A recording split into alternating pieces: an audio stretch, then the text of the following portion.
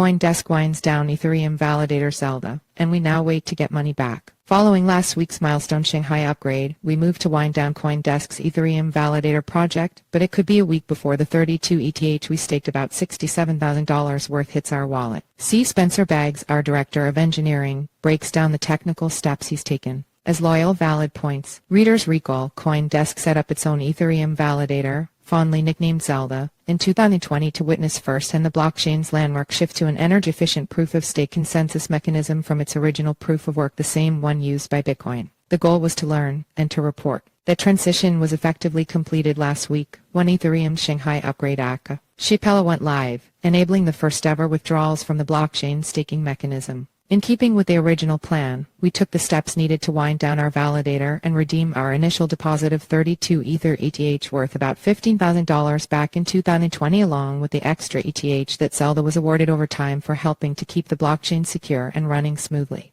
This article originally appeared in Valid Points, CoinDesk's weekly newsletter breaking down Ethereum's evolution and its impact on crypto markets. Subscribe to get it in your inbox every Wednesday. It's been a learning experience, and one of the key lessons was discovering how long it can take for validators to withdraw their ETH when the exit queue gets backed up. According to CoinDesk Director of Engineering C. Spencer Baggs, we could be looking at roughly a week before our withdrawal request is successfully processed and the 32 ETH hits our wallet. Another thing we've learned, along with investors and traders in digital asset markets, is that the Shanghai upgrade proved to be quite bullish for the price of Ether.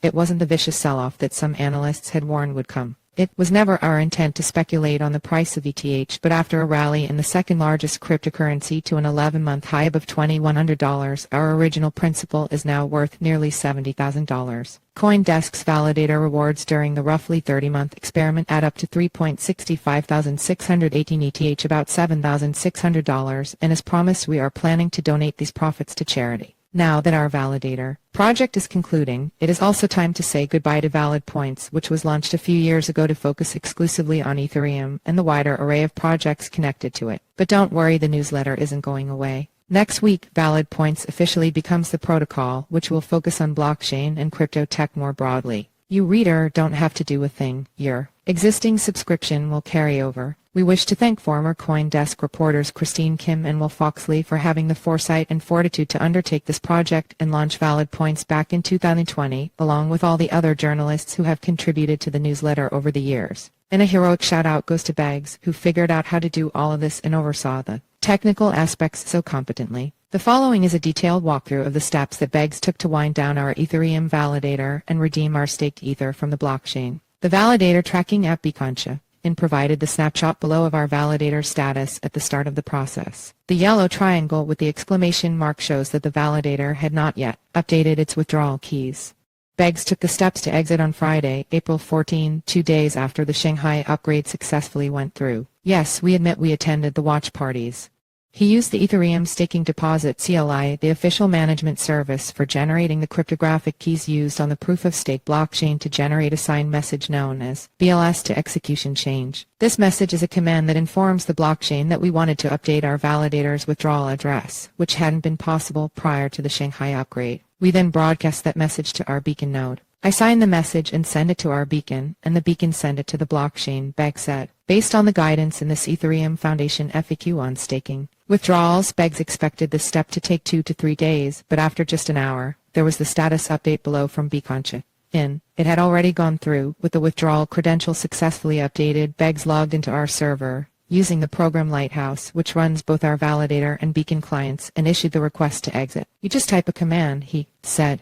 We received the following response from the server. There's a lot of info in that screen, but a crucial bit is in those last few visible lines, estimating that our exit would be processed on Ethereum blockchain epoch 186,698, and that we would be able to withdraw at epoch 186,846. At the time, we were at epoch 194,506. The script read, exit epoch in approximately 838,656 seconds. I did the math to convert that to days, Baggs said. It worked out to about 9.7 days. Currently, the Ethereum blockchain is at epoch 195,372, and Bitcoin now estimates that the exit will be processed on April 24, 4:16 p.m. UTC, and the withdrawal on April 25, 7:34 p.m. UTC. In the meantime, according to Beggs, Zelda's still validating and attesting, working till the very end. Epilogue asked for any lessons learned in the winding down. Beggs says he's glad or lucky that he took detailed notes on the project from the very beginning. I was sweating bullets there for a second because I thought I did something very wrong, because when I tried to generate the BLS to execution change message, my keys and my previous withdrawal credentials didn't match, Beggs recalled. He took a look back at his own documentation on the project to remind himself how to verify the keys by regenerating them using our original seed phrase and validator index. With the clue from his 2 years earlier self, he was able to figure it out. Finally it came out and generated the right way, Beggs said in a Zoom interview. I'm glad I wrote everything down. Sage D. Young contributed to this report.